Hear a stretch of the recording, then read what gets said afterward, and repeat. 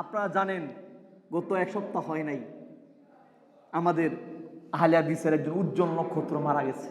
আপনারা খবর রাখেন, শাহাদাত হোসেন খান ফয়সাল।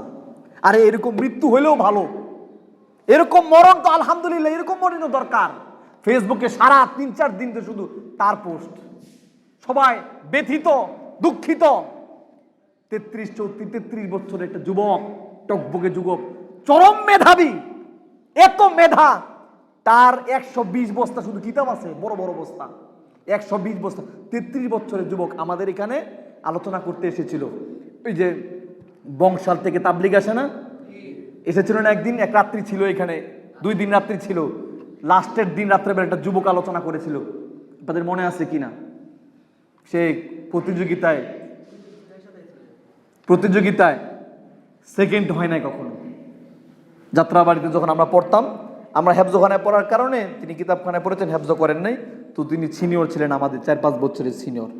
আমরাও আরবি বক্তব্য দিতাম, বাংলা প্রতিযোগিতা দিতাম, কিন্তু আমাদের মনে করেন ক শাখা খ শাখা আছে। আমরা ছোট ছিলাম, আমরা ছিলাম ওনার পরের যেই ক্যাটাগরি ওইটাতে।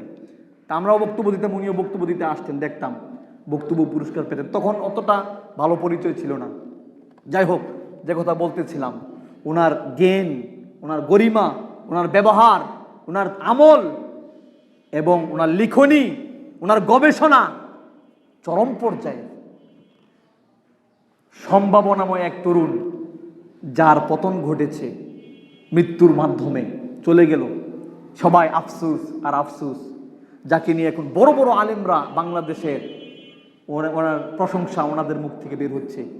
মানুষ, সাধারণ মানুষ যারা ওনাকে চিনে, কয়েকদিন ফেসবুকে শুধু খালি ওনার পোস্ট। চিন্তা করলাম, আরে এরকম মৃত্যুই তো দরকার।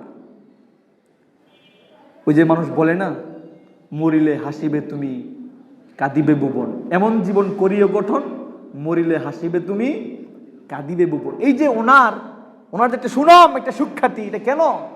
উনি ক্রিকেটার ছিলেন এর জন্য? উনি গায়ক ছিলেন? উনি নায়ক ছিলেন? উনি বড় ব্যবসায়িক ছিলেন? না, তিনি একজন গবেষক ছিলেন, যিনি কোরআন নিয়ে গবেষণা করতেন, রসুলের সুন্নাহ হাদিস নিয়ে গবেষণা করতেন, লেখালেখি করতেন, বক্তব্য দিতেন, ইসলামিক বিভিন্ন বিষয় নিয়ে তিনি কাজ করতেন, বিভিন্ন কিতাব লিখতেন, সম্পাদনা করতেন।